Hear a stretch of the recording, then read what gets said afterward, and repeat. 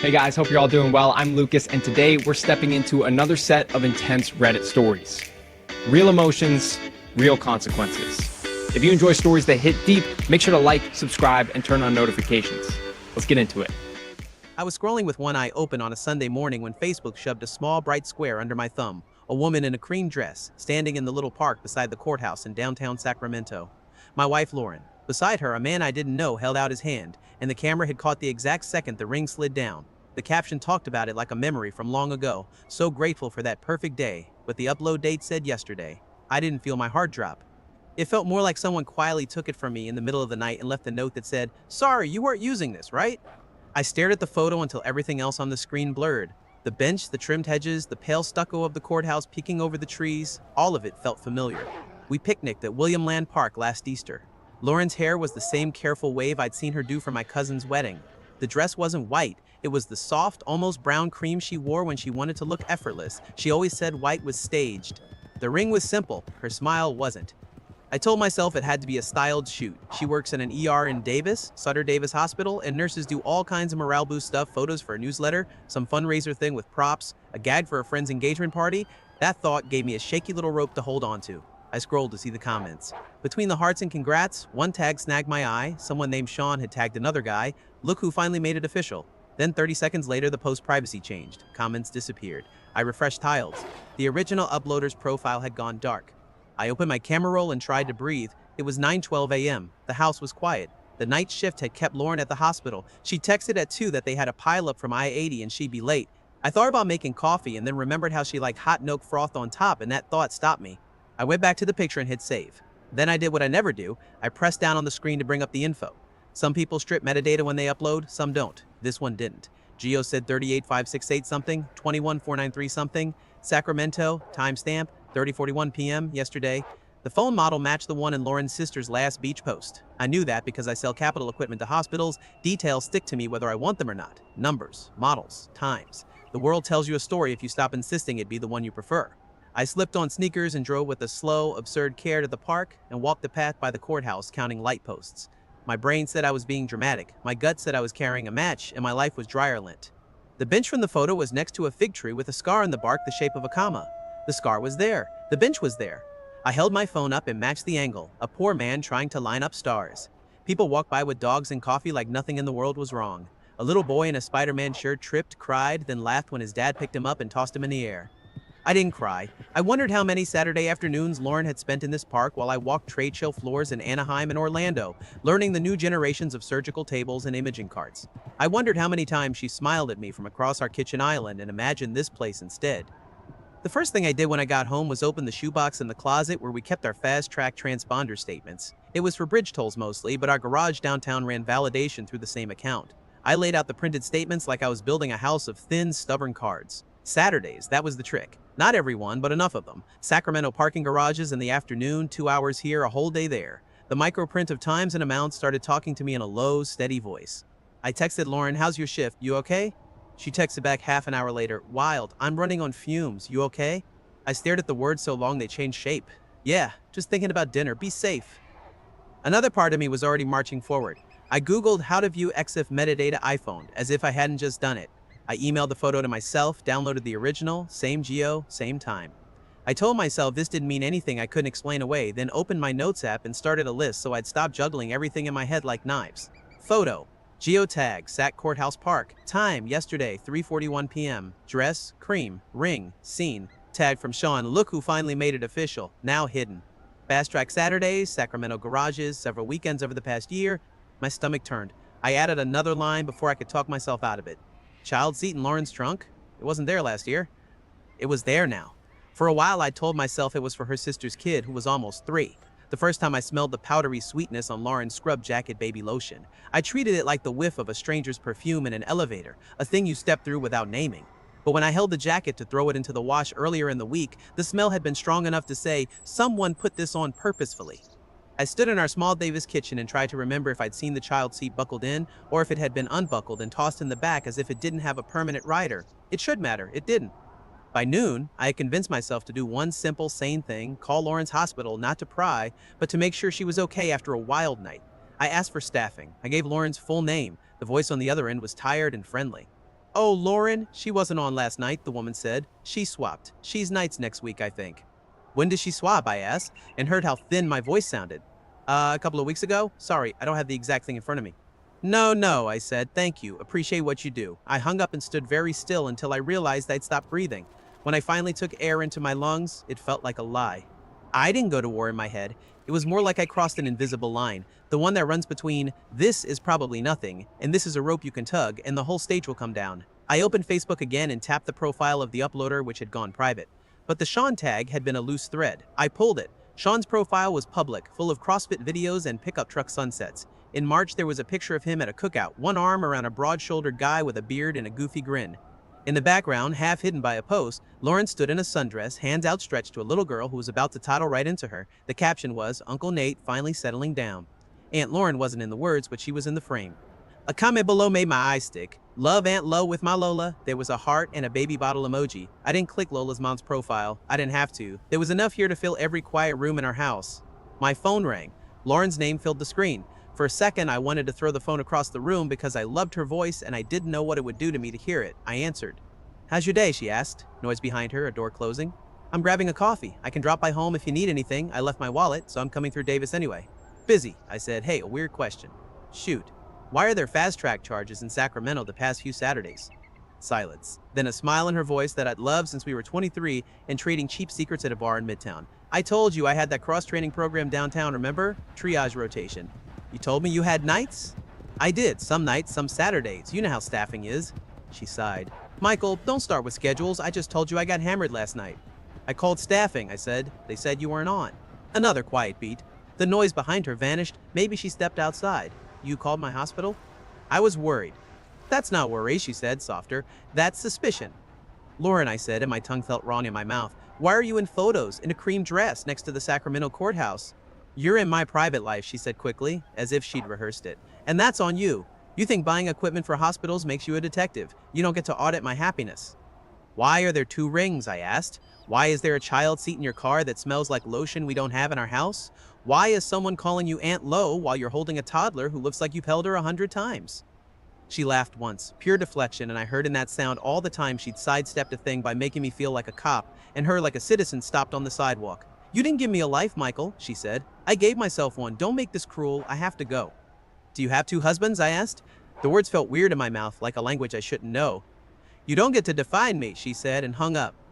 I stood with the phone to my ear until it went dark. Then I paced the kitchen until I could see lines on the floor that weren't there. I poured water in a glass and set it down without drinking. When I was done being a statue, I texted her sister. Can we talk? I wrote, I need to ask you something, and it should be in person.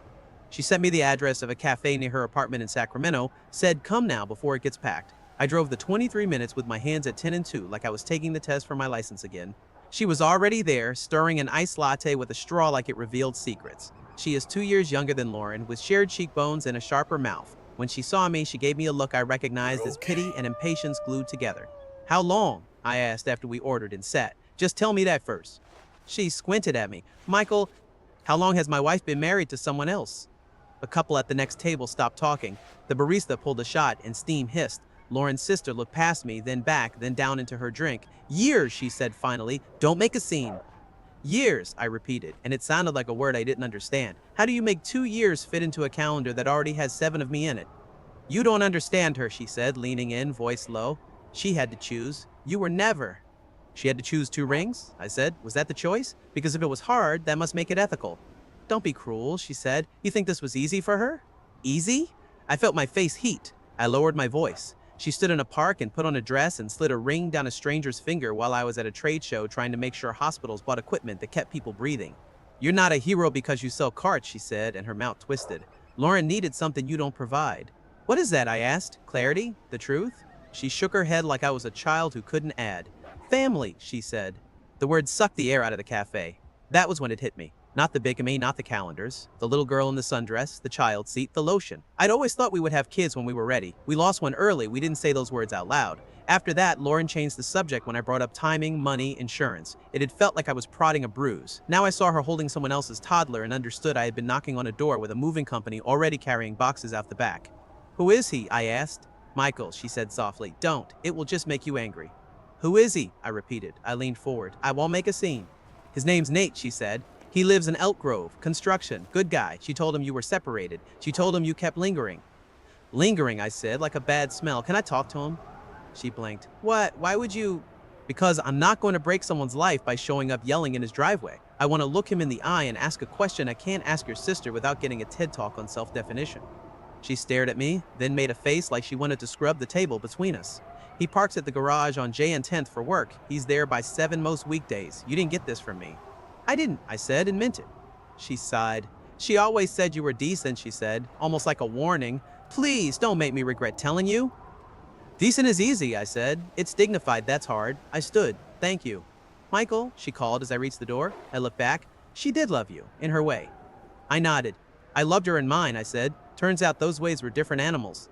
I spent the drive to downtown Sacramento practicing the parts of myself that didn't want to devour the steering wheel.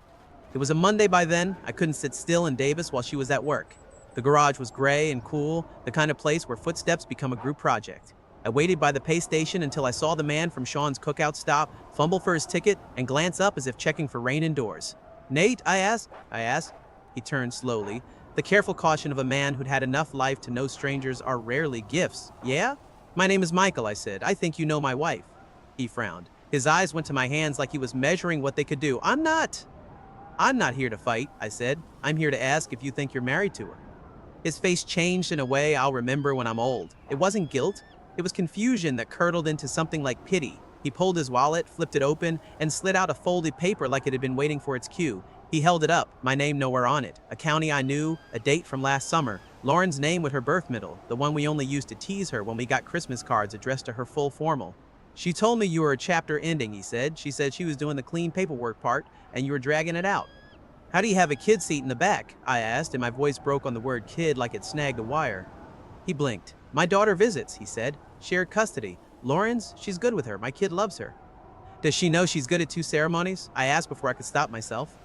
He looked up at me like he wanted to find an off switch. Buddy, he said quietly, I don't know what you think I knew. I'm just trying to keep a roof over my kid and be with someone who laughs at my bad jokes. I'm not your buddy, I said, and caught myself. But I'm not your enemy. If you've been living with a lie, I'm sorry. If I've been living with a lie, I'm trying to end it without becoming something I won't recognize when I shave in the morning. He swallowed. She said you were a good man, he said, and that you were controlling. Both can be true, I said, but the calendar is simpler than character assessments. We stood in the garage and listened to traffic like it was a choir. I let the silence stretch until it felt like an extra person between us. I'm going to the sheriff, I said finally. Because this isn't just a broken promise, this is a statute in a book, and I'm not here to flex it. I'm here to write it down. I'm going to HR at our hospital because that matters too. Not to ruin her, but because if you lie in that particular job, it ruins trust that keeps people breathing. After that, I'm calling a lawyer, and I'm going to free both of us. He stared at the floor. I need to talk to her, he said. You do, I said, and you need to ask her to bring every ring she owns to the table. He gave a small, broken laugh. She hates taking them off, he said, says they're part of her spine. We shook hands, and I hated him a little less than I wanted to. In a life where the air was made of deceit, a simple grip felt like oxygen. On my drive home, I rehearsed a dozen speeches for Lauren. They all had fire and clean lines and sounded like the kind of thing men post on internet forums to get told they're kings. I got home and stood in our hallway and understood I didn't want to be a king. I wanted to be a man who could look in the mirror and not see smoke behind his eyes. Lauren came in near sunset. She wore her work sneakers and a hoodie over scrubs like she always did when she knew I had dinner on the stove. She put her keys in the dish by the door and looked at me like we were both animals that might bolt. We're gonna talk, she said, like she'd decided the terms. We are, I said, but not about what you prefer to call yourself. She rolled her neck. Don't make this philosophical. I won't, I said, and held up a piece of paper. Our fast track bills, the printed EXXF data, a printout of the Sacramento garage validations. I set them on the island one by one like cards in a game where the loser wins a different life. We're gonna talk about this. Dates, times, rings, witnesses. Did you follow me? She asked. I didn't have to, I said. You left the trail like a parade. She stared at the papers, and something slid across her face. Anger, shame, a kind of exhausted relief. I told you I was suffocating, she said softly. You don't listen when I use words that aren't numbers. You told me once, I said, that you wanted to be a mother before you were 35. Then you told me it hurt too much to try. I listened. I thought waiting was love. It was fear, she said. Yours and mine too. I could have made peace with fear, I said. I can't live with 2 marriages. She met my eyes and held them long enough to count the things we weren't saying. Are you going to ruin me? She asked. I shook my head. I'm gonna tell the truth to the people who hold the levers that move lives, I said. I'm gonna call HR, I'm gonna call the sheriff, I'm gonna file for divorce, I'm gonna box up what's mine and you're gonna box up what's yours, and then we're gonna sign papers that stop us from pulling each other out to sea. She exhaled. You could have just left, she said. You could have just chosen, I said. I did, she said, and for the first time that night her voice didn't wobble. I chose not to drown alone. That's what you were doing? I asked. Swimming lessons with 2 lifeguards? Her mouth twisted. You're better at jokes when you're not bleeding. I'm bleeding quietly, I said. That's an improvement. She took a step toward me like she wanted to touch my sleeve and tell me something human and small. She stopped herself. What do you want from me today? She asked. The keys to the car, I said. I'll bring the car back to you tomorrow with my things out of the house. I'm staying with my brother in Woodland for a while. I won't touch your stuff. I won't take the TV. I'll take the coffee grinder because I bought it and because I don't want to think about your hands on it. She nodded slowly.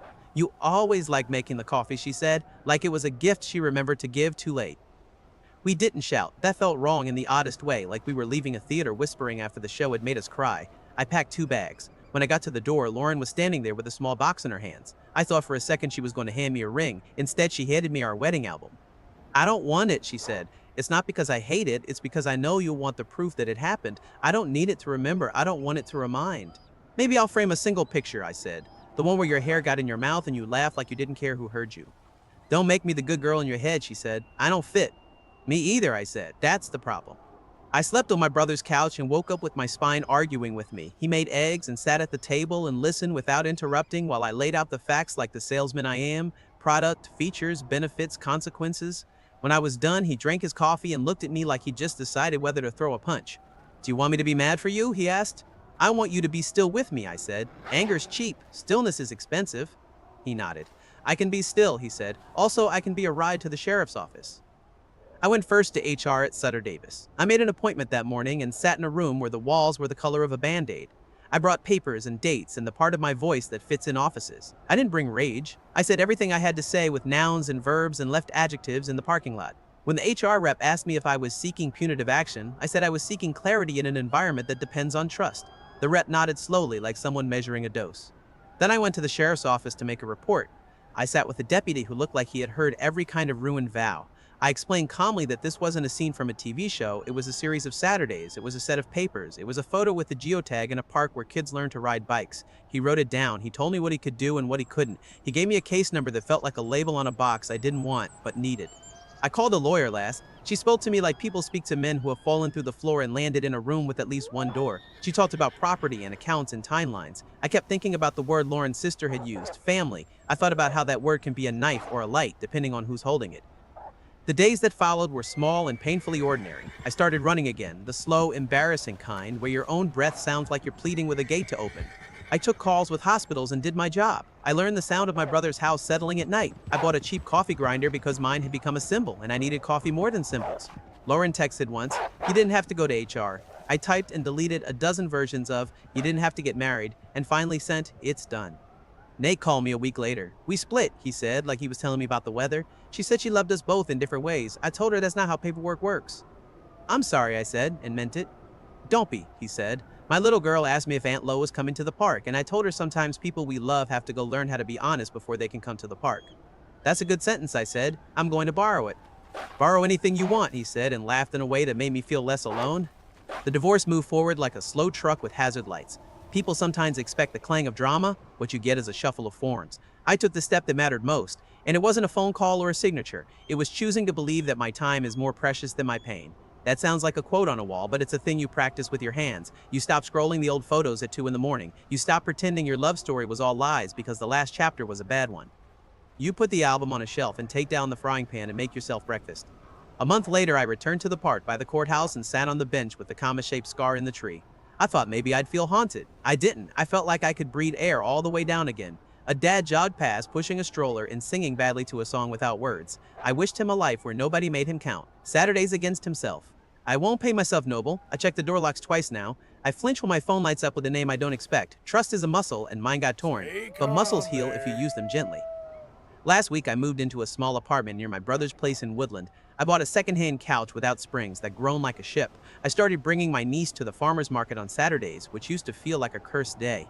I let her pick the most ridiculous peaches. I pay attention when she tells me about a snail she saw the size of her thumb. I call my mother back when she only wants to talk about which tomatoes did better this year. I sleep mostly. You don't know how loud your house is until the lies are gone. I think about Lauren sometimes the way you think about a storm you drove through. Not all the time, not with tears, but with a respect you didn't know you had for the ways weather can change roads. I don't know where she is now. I hope she's telling the truth to whoever is sitting across from her. It's a small hope and a generous one. I'm not always generous, but I'm trying. I'll say it plainly, because too many stories slide toward righteousness and forget the cost. I loved my wife, and I missed her even while hating what she did. The day I handed the sheriff that case number felt like I was handing over a map of my own house and asking him to tell me where the load-bearing walls were. I didn't get my dignity back by winning an argument. I got it by admitting what happened and refusing to call it anything else. The album is on my shelf. The coffee grinder sits beside a bag of beans I grind too coarsely because I still can't seem to get it right, and maybe that's okay. I open the blinds in the morning and let the light make rectangles on my floor. I go to work. I sell carts that keep hospitals tidy and moving. I come home and read the little note I wrote on a sticky and put on my mirror. Tell the truth faster next time. Love with your whole chest. Don't confuse patience for denial. I didn't win anything, not in the way movies give you medals. But I got time back. And if you've ever spent a year learning that you were a weekend in someone else's life, you know time is the only currency you can't ask for change from. 2 weeks after the move, I'm in line at a coffee shop when the barista says, "Michael, right? From Sutter?" I look up. She's laughing already because I'm making the face men make when they've forgotten they're human. "You fixed our delivery mess last quarter," she says. "You wrote your number on a post-it because the new machine kept jamming." "I write my number on a lot of post-its," I say, and she says, "Don't be gross." And we both laugh because it's been too long since I laughed in public without looking around to see if anyone noticed. I take my coffee outside and sit on a metal chair warmed by the sun. I text my brother a picture of the cup and the sandwich I'm about to demolish. He sends back a thumbs up and then calls, and we talk about baseball, like language is a bridge we can build without permits. On my drive back to the office, I take the long way through Southport and put the windows down. The smell of cut grass hits me like a memory I didn't know I wanted. I think about a toddler reaching for a woman's hands in a backyard, about a man who believed the caption more than a calendar, about a nurse who got good at starting IVs and bad at telling the truth. I think about my own hands on a steering wheel and how they don't shake anymore. If you ask me for a moral, I'd give you one, and it wouldn't be fancy. The truth cuts, but it saves time, and time is the only thing you can't buy back. I didn't get back the Saturdays I lost, I got back the Sundays. The ones where I wake up, open my eyes, and scroll past other people's lives without believing they're a better version of mine. The ones where I put on shoes and go outside and watch the morning do its dumb, beautiful work, light on trees, breath in lungs, a world that doesn't care about your album but keeps giving you new pages anyway. So, if you'd been me, would you have gone to HR and the sheriff, or would you have left without making it official? And what's the earliest red flag you've ignored because you thought love was the same thing as faith? If this resonated, like and comment to help more people find it, and subscribe for more stories.